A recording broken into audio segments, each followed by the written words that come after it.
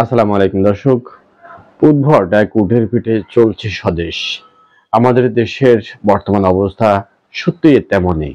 ইচ্ছে হলো যে যাকে মেরে ফেলছে, যে যার উপরে চড়াও হচ্ছে, একটি মাৎসন্যায় রাজ্য বর্তমানে কায়েম হয়েছে আমাদের বাংলাদেশে।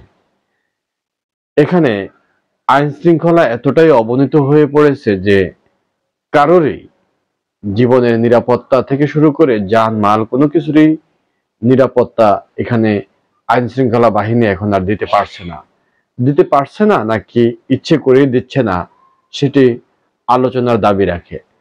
আজ আমি কথা বলছি গাজীপুরের যে গাজীপুর মহানগরের চান্দনা চৌরাস্তায় যে গত বৃহস্পতিবার সাংবাদিক আসাদুজ্জামান হত্যার ঘটনা আমাদের স্তম্ভিত ও ক্ষুব্ধ করেছে। দুর্বৃত্তরা যখন এক ভদ্রলোককে নিশানা করে এই পাইছি তোরা আয় বলে সহযোগীদের ডাক ছিল, তখন আসাদুজ্জামান পেশাগত দায়িত্ব হিসেবে ঘটনার ছবি তুলছিলেন। এরপর ৫-৬ জন দুর্বৃত্ত তাকে ধারালো অস্ত্র নিয়ে ধাওয়া করে। তিনি দৌড়ে ঈদগাহ মার্কেটের একটি চায়ের দোকানে আশ্রয় নিয়েও রেহাই পাননি। তারা দোকানে ঢুকে তাকে এলোপাতাড়ি কুপিয়ে হত্যা করে পালিয়ে যায়। এটা গাজীপুরের বিচ্ছিন্ন ঘটনা নয়। এর আগের দিন বুধবার নগরীর শাহপাড়া এলাকায় দুর্বৃত্তদের আক্রমণে আনোয়ার হোসেন নামের আরেক সাংবাদিক আহত হয়ে হাসপাতালে চিকিৎসাধীন। গত ৭ মাসে গাজীপুরে শতাধিক হত্যা ও অসংখ্য ছিনতাই ডাকাতির ঘটনা ঘটলেও জননিরাপত্তা আইন শৃঙ্খলা রক্ষাকারী বাহিনী কার্যকর ভূমিকা নিতে না পারা অত্যন্ত দুর্ভাগ্যজনক। অন্তর্বর্তী সরকার দায়িত্ব নেওয়ার কয়েক মাসের মধ্যে দেশের আরো অনেক স্থানের মতো গাজীপুরেও মব সন্ত্রাস বেড়ে যায়। এসব সন্ত্রাসী ঘটনার জন্য যারা দায়ী, সরকার তাদের না ধরে উদরপিণ্ডি বুধর ঘাড়ে চাপানোর চেষ্টা করছে। আসাদুজ্জামান হত্যার ঘটনা যে পুলিশ ৭ জনকে গ্রেপ্তার করেছে, যাদের মধ্যে একজন নারীও আছেন। এই অপরাধী চক্র দীর্ঘদিন ধরে গাজীপুরে খুন, ডাকাতি, ছিনতাই, চাঁদাবাজি করে এলেও সরকার তাদের বিরুদ্ধে কার্যকর কোনো ব্যবস্থা নিতে পারেনি। যে ঘটনার ছবি তুলতে গিয়ে সাংবাদিক আসাদুজ্জামান নিহত হন, তাও ছিল অপরাধীদের অপকৌশলের অংশ। আসাদুজ্জামান দৈনিক প্রতিদিনের কাগজের গাজীপুরের স্টাফ রিপোর্টার হিসেবে কাজ করতেন। পাশাপাশি একটি ঔষধ কোম্পানির সঙ্গেও যুক্ত ছিলেন। পরিবারের তিনিই ছিলেন একমাত্র কর্মক্ষম ব্যক্তি, যিনি দুটি কাজ করে সংসার নির্বাহ করতেন। দেশের অন্যান্য স্থানের মতো গাজীপুরের আইন শৃঙ্খলা রক্ষাকারী বাহিনীর ঘটনার যে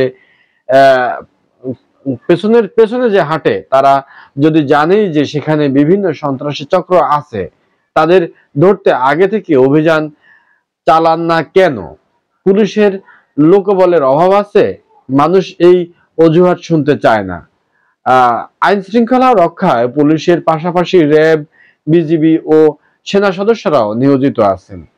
এতগুলো বাহিনী দায়িত্বে থাকার পরও অবাধে ছিনতাই, ডাকাতি ও খুনের ঘটনা ঘটতে থাকলে মানুষ কিভাবে ভরসা পাবে?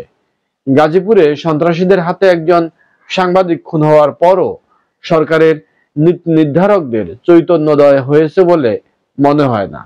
তারা বরাবরের মতো সাংবাদিকদের উপর সরকার কোনো চাপ সৃষ্টি করছে না বলে সাফাই গাইছেন। সাংবাদিক সহ সব নাগরিকদের নিরাপত্তা দেওয়ার দায়িত্ব সরকারের। কেবল গাজীপুর নয়, সারা দেশেই জননিরাপত্তা হুমকির মুখে। সন্ত্রাসীরা যদি একজন কর্তব্যরত সাংবাদিককে খুন করে পালিয়ে যেতে পারে, তাহলে সাধারণ মানুষ আরো বেশি নিরাপত্তাহীনতায় ভুগছে।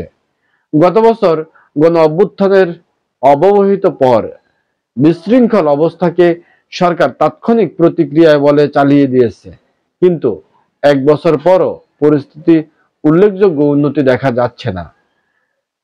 থানা পুলিশের পক্ষ থেকে এই অপরাধের কম বেশি পরিসংখ্যান দিয়ে মানুষের মধ্যে নিরাপত্তা বোধ তৈরি করা যাবে না। তারা তখনই আশ্বস্ত হবে যখন দেখবে সরকার সত্যি সত্যি অপরাধীদের বিরুদ্ধে আইনি ব্যবস্থা নিচ্ছে। সন্ত্রাসীদের হাতে যে সাংবাদিক নৃশংসভাবে খুন হলেন, কোনোভাবেই তাকে ফিরিয়ে আনা যাবে না, কিন্তু জননিরাপত্তার স্বার্থে অপরাধীদের শাস্তির আওতায় আনতেই হবে। এ ধরনের ঘটনার পুনরাবৃত্তির আগেই সরকারকে প্রতিরোধমূলক ব্যবস্থা গ্রহণের আহ্বান জানাচ্ছি। না হলে দেশের যে অনিরাপত্তা ব্যবস্থা এটি আরো দৃঢ় থেকে প্রগাঢ় হবে এবং আইন শৃঙ্খলা বাহিনী বর্তমানে যৎসামান্য আছে তা শূন্যের কোঠায় গিয়ে পৌঁছতে বেশি দেরি হবে না। আমরা সাধারণ জনগণের কাতার থেকে আওয়াজ তুলে অতি দ্রুত আইন শৃঙ্খলা পরিস্থিতি সরকার নিয়ন্ত্রণ করে এই সকল সন্ত্রাসী কর্মকাণ্ড সম্পূর্ণ জিরোতে নিয়ে আসার আহ্বান জানাচ্ছি। সকলের সমৃদ্ধিময় জীবন কামনা করে শেষ করছি। আল্লাহ হাফেজ।